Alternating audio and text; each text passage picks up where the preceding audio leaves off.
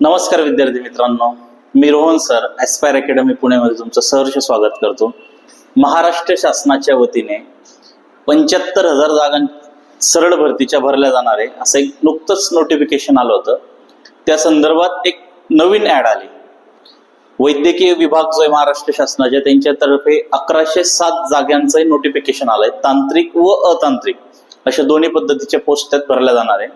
आपण त्याचं एक डिटेल अनालिसिस, परीक्षेची स्ट्रॅटेजी, किती जागा आहेत, कोण क्वालिफाईड आहे, हे सर्व बघणार आहे आजच्या लेक्चरमध्ये. ठीक आहे. सो वैद्यकीय शिक्षण संशोधन व आयुष विभागामार्फत नोटिफिकेशन आलंय.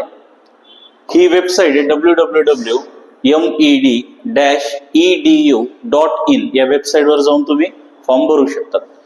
19/6 पासून म्हणजे ह्या 19 तारखेपासून तुम्ही ह्या जागांसाठी अर्ज भरू शकतात. बरोबर. आता जो जून महिना चाललाय त्या महिन्यात, करेक्ट. आणि याची लास्ट डेट आहे 9 जुलै. ते पुढच्या याच्यात आहे स्लाइड मध्ये. ठीक आहे. तर हे महाराष्ट्र शासनाच्या जे काही वैद्यकीय महाविद्यालय असतात, कॉलेजेस असतात, शासकीय कॉलेजेस आहेत, BDS दंत कॉलेजेस आहेत, दंत महाविद्यालय आणि संलग्नित रुग्णालय यांचे गट क दर्जाचे जे तांत्रिक आणि अतांत्रिक जागा आहे त्याच्यासाठी नोटिफिकेशन आलंय. बरोबर. म्हणजे गव्हर्नमेंट हॉस्पिटल्स असतात, कॉलेजेस असतात, बरोबर, त्या कॉलेजेसला त्या काही जागा असतात. ठीक आहे. त्याची ऑलरेडी नोटिफिकेशन अर्ज करायची जी काही तारीख आहे ती स्टार्ट झाली 19/6/2025. 19 तारखेला अर्ज चालू झाले गुरुवारपासून. आणि याची लास्ट तारीख काय, फक्त हे अर्ज ऑनलाईन पद्धतीनेच करता येतात. याची लास्ट तारीख आहे 9 जुलै. बरोबर. म्हणजे तुम्ही फॉर्म भरायला सुरुवात करू शकता. ठीक आहे. त्यानंतर यात एक्झाम कोण कंडक्ट करणार आहे तर TCS. बरोबर. TCS म्हटलं म्हणजे 100% ॲक्युरसी असते. स्वतःवर विश्वास ठेवा आणि सिलेक्शन घ्या. बरोबर. कुठल्याही प्रकारचा या परीक्षांमध्ये फ्रॉड होत नाही. सर्व या ऑनलाईन पद्धतीने असतात. बरोबर. पुढे तुम्हाला परीक्षेचा सिलेबस मी डिस्कस करणार आहे. टोटल जागा आहेत 1107 तांत्रिक आणि अतांत्रिक मिळून. बरोबर. लास्ट डेट आहे त्याची 9 जुलै. नॅशनल पातळीला एक्झाम होणार आहे, राष्ट्रीय पातळीला. बरोबर. आणि याच्यात लेखी परीक्षा आहे, काही ठिकाणी मुलाखत आहे, काही ठिकाणी डायरेक्ट डॉक्युमेंट व्हेरिफिकेशन आहे, मुलाखत वगळता. बरोबर. अशा काही पोस्ट आहेत, त्याचा आपण डिटेल अनालिसिस बघूया. बरोबर. तर याची लास्ट डेट आहे 9 जुलै. मी तुम्हाला मग अशीच डिस्कस केली. आणि याची जी एक्झामची डेट आहे ती एकदा तुमची लास्ट डेट गेली 9 जुलैला की लगेच एक 8-15 दिवसात GR येईल की याची डेट काय लास्ट याची परीक्षेची, तर ती तुम्हाला कळवण्यात येईल. ठीक आहे. तुम्हाला काही टोल फ्री नंबरवर डाऊट असेल विचारायचं विचारू शकतात. त्यानंतर पद किती आहेत. बरोबर. तर यात गट क तांत्रिक आणि अतांत्रिक आहेत. त्यातली तांत्रिक जी पद आहेत, टेक्निकल ज्याला आपण म्हणतो, ती पद किती आहेत तर ग्रंथपाल पदाची 5 जागा आहेत. आहार तज्ञ त्याच्या 18 जागा आहेत. समाजसेवा अधीक्षक वैद्यकीय याच्या जवळपास 135 जागा आहेत. भौतिक उपचार तज्ञ 17. प्रयोगशाळा तंत्रज्ञ लॅबोरेटरी असिस्टंट, बरोबर, टेक्निशियन, लॅबोरेटरी टेक्निशियन म्हणू शकता तुम्ही त्याला, 181 जागा आहेत. ECG टेक्निशियन त्याच्यात 84 जागा आहेत. एक्सरे टेक्निशियन त्याच्यात 94 जागा आहेत. सहाय्यक ग्रंथपाल असिस्टंट तुमचा जो काही ग्रंथपाल असतो त्याच्या जागा आहेत 17. औषध निर्माता फार्मासिस्ट याच्या जवळपास 207 जागा आहेत. त्यानंतर दंत तंत्रज्ञ त्याच्या 9 जागा आहेत. ठीक आहे. प्रयोगशाळा सहाय्यक लॅबोरेटरी असिस्टंट त्याच्या 170 जागा आहेत. बरोबर. क्षकिरण सहाय्यक एक्सरे असिस्टंट त्याच्या 35 जागा आहेत. ग्रंथपाल सहाय्यक त्याच्या 13 जागा आहेत. ठीक आहे. प्रलेखाकार, ग्रंथसूचीकार, डॉक्युमेंटलिस्ट, कॅटलॉगर याच्या टोटल 36 जागा आहेत. बरोबर. वाहन चालक याच्या 37 जागा. अशा टोटल तांत्रिक गटातल्या 1058 जागा आहेत. बरोबर. याचं पे स्केल जे ते सुद्धा इथे देण्यात आलंय. त्यानंतर आपण बघूयात याचं शैक्षणिक पात्रता काय. त्यानंतर आपण अतांत्रिक बघूयात. शैक्षणिक पात्रता काय, प्रयोगशाळा सहाय्यक म्हणजे लॅबोरेटरीतला जर का सहाय्यक असिस्टंट असेल तर त्याच्या जागा कुठल्या आहेत, त्यात पॅरामेडिकल टेक्नॉलॉजीमध्ये बॅचलर किंवा प्रयोगशाळा पॅरामेडिकल टेक्नॉलॉजीमध्ये BSc झालं पाहिजे. बरोबर. त्यानंतर प्रयोगशाळा टेक्निशियन म्हणून जी जागा आहे त्याच्यात काय पॅरामेडिकल टेक्नॉलॉजी मध्ये बॅचलर किंवा प्रयोगशाळा पॅरामेडिकल मध्ये बीएससी किंवा भौतिकशास्त्र रसायनशास्त्र किंवा जीवशास्त्रासह बीएससी अधिक प्रयोगशाळा डिप्लोमा प्रमाणपत्र हे कंपल्सरी आहे. प्रयोगशाळा तंत्रज्ञ टेक्निशियन म्हणून फॉर्म भरायचा असेल तर प्रयोगशाळेत डिप्लोमा झालेल्याचं ते प्रमाणपत्र तुमचं सर्टिफिकेशन कंपल्सरी आहे. ग्रंथपालच्या जागा आहेत त्याच्यासाठी काय कला वाणिज्य विज्ञान विषयात पदव्युत्तर पदवी शक्यतो जीवशास्त्र किंवा प्राणीशास्त्र या विषयात MSc असल्यास प्राधान्य देण्यात येईल. तसं तुम्ही ऍप्लिकेबल आहे पण हा जर क्रायटेरिया असेल तर तुम्हाला जास्त प्राधान्य दिलं जाईल. त्यानंतर ग्रंथपाल सहाय्यक म्हणून ज्या जागा आहेत त्यात महाराष्ट्र माध्यमिक आणि उच्च माध्यमिक परीक्षा पुणे यांची 10वी परीक्षा तुम्ही पास जरी असाल तरी ग्रंथपाल सहाय्यक म्हणून तुम्ही ऍप्लिकेबल आहात.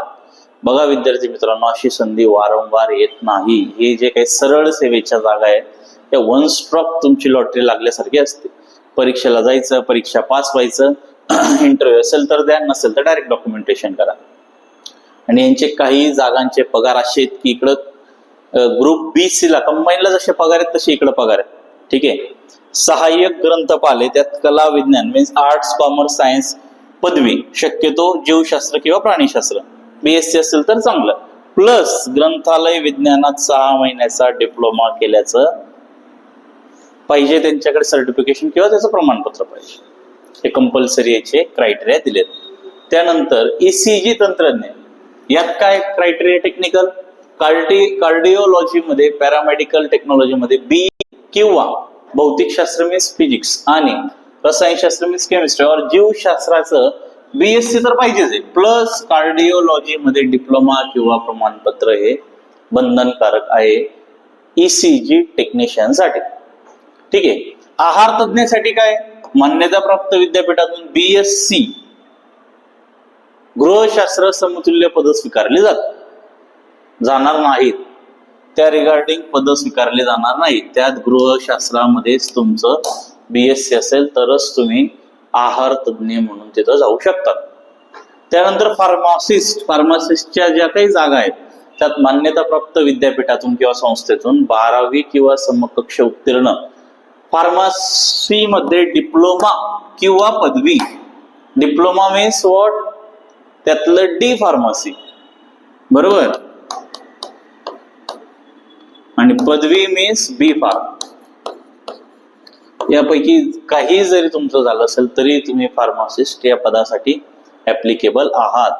समाजसेवा अधीक्षक मान्यताप्राप्त किंवा UGC मान्यताप्राप्त मुक्त किंवा दुरस्थ विद्यापीठातून फील्डवर्क सह सामाजिक कार्यातून पूर्ण वेळ पदव्युत्तर पदवी मीन्स MSW तुमचं कंपल्सरी पाहिजे समाजसेवा अधीक्षक साठी. त्याची आपण स्वतंत्र बॅच पण लॉन्च करणार आहे MSW ची की ज्याच्यातनं तुमचा सिलेबस कव्हर होईल. एक्सरे तंत्रज्ञ एक्सरे टेक्निशियन साठी रेडिओलॉजी मध्ये पॅरामेडिकल टेक्नॉलॉजीची पदवी किंवा रेडिओग्राफी मध्ये तुमचा टेक्नॉलॉजी मध्ये BSc झालेलं पाहिजे. एक्सरे असिस्टंट त्यामध्ये काय आहे रेडिओग्राफी पॅरामेडिकल टेक्नॉलॉजी मध्ये BSc किंवा भौतिकशास्त्र आणि रसायनशास्त्र किंवा जीवशास्त्र मध्ये BSc प्लस रेडिओग्राफी मध्ये डिप्लोमा असणं कंपल्सरी आहे. हा याचा एक्सरे असिस्टंटचा क्रायटेरिया आहे. त्यानंतर येतं तुमचं फिजिओथेरपिस्ट त्यात विज्ञान विषयासह उच्च माध्यमिक शाळा प्रमाणपत्र परीक्षा उत्तीर्ण तुमचं 12वी झालेलं पाहिजे. त्यानंतर दंत तंत्रज्ञ या DCI मान्यताप्राप्त HSC plus dental mechanical course झालेला कंपल्सरी पाहिजे. त्यानंतर मग येतं इथं ही जी काही DMER ची भरती आहे DMER याची जी काही भरती आहे ही प्रवेश कशी ही भरती कुठल्या पद्धतीने तर ही TCS कंडक्ट करते. मागाशी तुम्हाला सांगितलं ही पूर्णतः ऑनलाईन पद्धतीने असणार आहे. ऑब्जेक्टिव्ह टाईप याच्यात क्वेश्चन्स असतील. काही एक्झाम्सला 1.5 तास काही एक्झाम्सला 2 तास काही ठिकाणी 1 तास असा टायमिंग दिला. आपण ते पुढे डिटेल अभ्यास करणार आहोत. ही प्रक्रिया जी असेल ऑनलाईन एक्झाम झाल्यानंतर काही पद अशी आहेत की जिथं मुलाखत सुद्धा कंपल्सरी आहे. आणि काही पद अशी आहेत की जिथं मुलाखत नाही, त्यानंतर तुमचं डायरेक्ट डॉक्युमेंट व्हेरिफिकेशन होतं. ठीक आहे. मग आता लक्षात आलं सर्व. TCS एक्झाम कंडक्ट करणारे ऑलरेडी फॉर्म सुटले आहेत 19 तारखेपासून. 9 जुलै ही त्याची लास्ट डेट आहे. ठीक आहे. त्यानंतर अतांत्रिक ज्या काही जागा आहेत, नॉन टेक्निकल ज्या काही जागा आहेत त्याचे डिटेल दिले आहेत. त्याचे काही 49 पद आहेत. त्यात उच्च श्रेणी लघुलेखक म्हणून आहे आणि निम्न श्रेणी लघुलेखक म्हणून आहे. त्याच्या टोटल 49 जागा अशा एकूण 1107 जागा तुमच्या आल्या आहेत. म्हणजे इथं तुमच्या जवळपास आपण मगाशी चेक केल्या किती होत्या त्या 1058 टेक्निशियनच्या आणि 49 जागा तुमच्या नॉन टेक्निकच्या. सो 1107 जागा टोटल तुमच्या ग्रुप सी च्या सरळ सेवा भरतीच्या महाराष्ट्र शासनाच्या वतीने आल्या आहेत. आता याच्यात जे काही पहिले 4 पोस्ट होत्या, तुम्ही नोटिफिकेशन बघाल, मागच्या स्लाइडचा स्क्रीनशॉट काढून ठेवा. त्यातले पहिले जे काही 4 पोस्ट आहेत त्याच्यासाठी तुमच्या एक्झामचं पॅटर्न हा 60 मार्काचा पेपर असेल. ठीक आहे.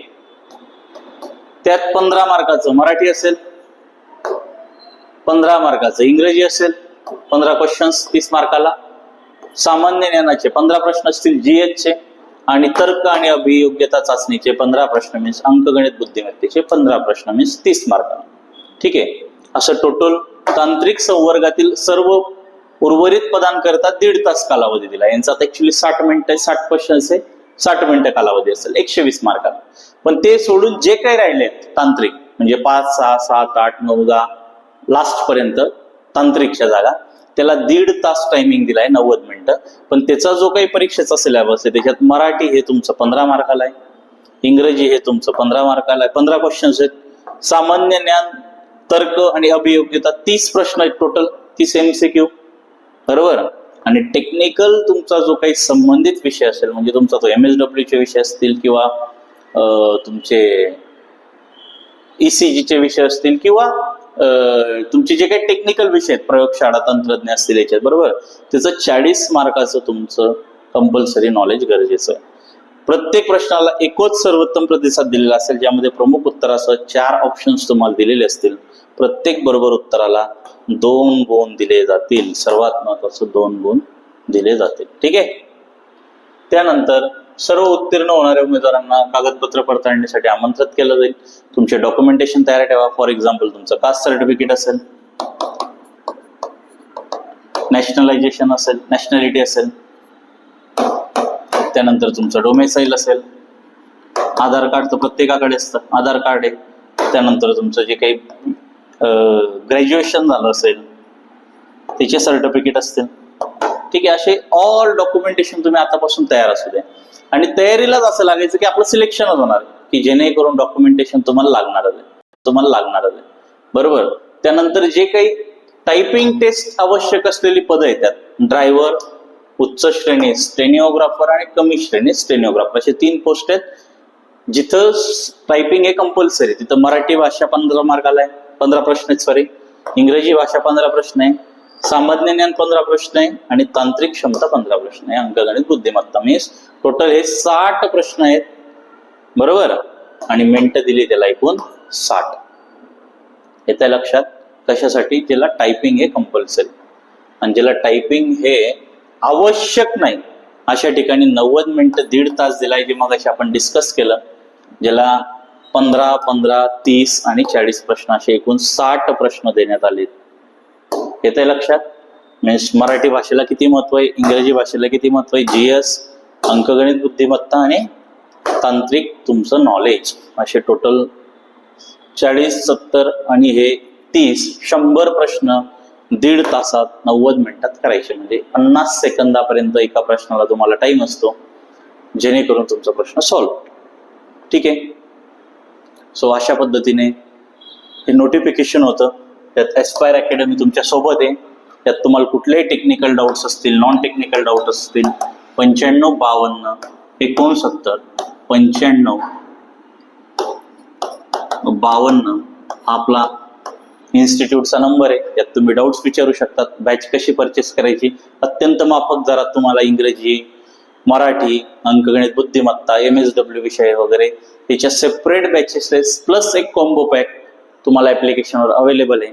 या नंबरला तुम्ही विचारून कॉल करून बॅच कसं परचेस करायचं ते माहिती घेऊ शकतात, किंवा एक व्हिडिओ त्याबद्दलही मी तुम्हाला नेक्स्ट पोस्ट करतो. ठीक आहे. Thank you very much. All the best. Be prepare.